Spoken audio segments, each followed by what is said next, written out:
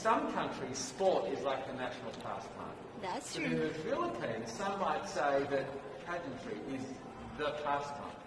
That's true. You know what? In the Philippines, we have pageants all over the places. Yes, we have pageants in the barangay, in school, national, local. That's why we really love Miss Universe. It's like it's giving pride and putting the Philippines back on the pedestal. That's why there's an added pressure as a candidate coming from a pageant-loving country. But it's a good pressure.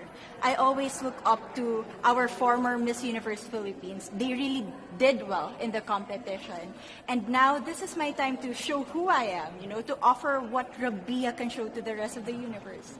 So I'm very happy, and at the same time, I'm excited to make all my kababayans proud. And hopefully I do. Why do you think it is that the Philippines love pageants? They have appreciation for beauty. We do love pageant because we used to think that we wanted to be included in the world, I have to be honest, in the Philippines, my skin color used to be not the standard of beauty. I was obsessed whitening my skin because these are the kinds of beauty queen we see on the mainstream. But things were different now. That's why I'm very proud to be a morena. In the Philippines, we call it morena. It's brown skin girl.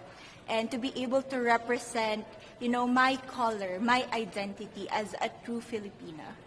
Tell me about your journey to being crowned Miss Philippines. In a world that, in a country, I should say, that loves pageants. That must have been a very intense process. Tell me about, your journey to being Miss Philippines. Well, my journey was crazy. You know what?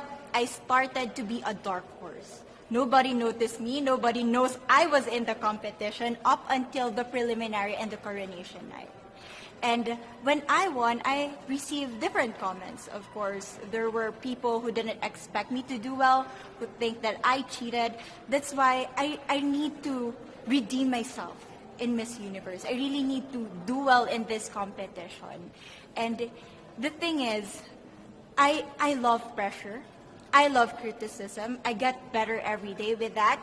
You tell me I cannot do that, I turn to you and I'm going to say that, no, I can do it for myself. Good for you. So how does it feel then to be on the global stage? How do you feel to be here in this moment, right now? It's crazy, but I'm overwhelmed with the support, not just from the Filipino community, but also from Thailand, Latin countries who do appreciate me as a candidate, as a person. It motivates me that I am beautiful, I can offer so much in this world, and when somebody believes in you, it gives you that extra energy to really do well and perform well. Do you have a sense with the girls, all of the girls competing, you're competing, but is there a sense of camaraderie with all of the girls? Is there a real spirit to, sort of motivate each other to do better? You know what? I have a different idea about Miss Universe. I thought it's going to be very competitive, in a healthy way, well, of course. But now I can see every girl helping each other, from fixing those hairs, from trying to zip up those outfits. It speaks of the closeness and the kind of camaraderie that we want to have. The goal of Miss Universe is not just to crown one girl, but also to build a genuine and long-lasting friendships among us. Would you say within the Miss Universe world, the contestants, is there a sisterhood? Are you sisters?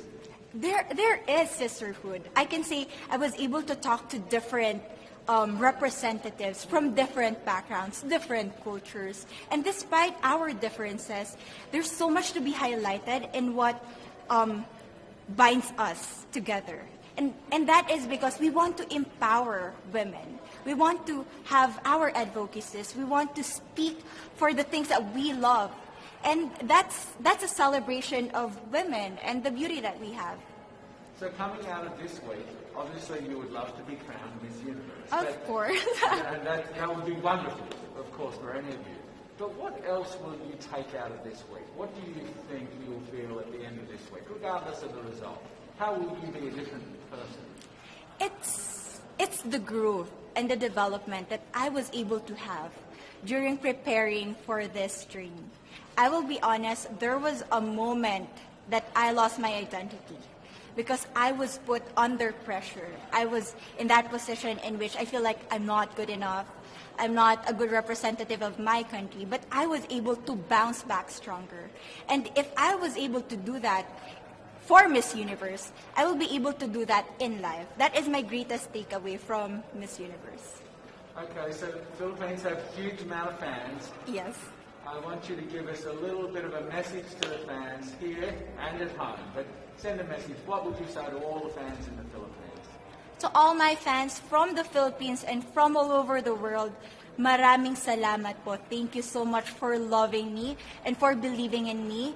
It means a lot to somebody who is so naive in this industry, who has no idea how to become a beauty queen on the first day of my journey. But because of your love and support, I was able to be the woman that I am today.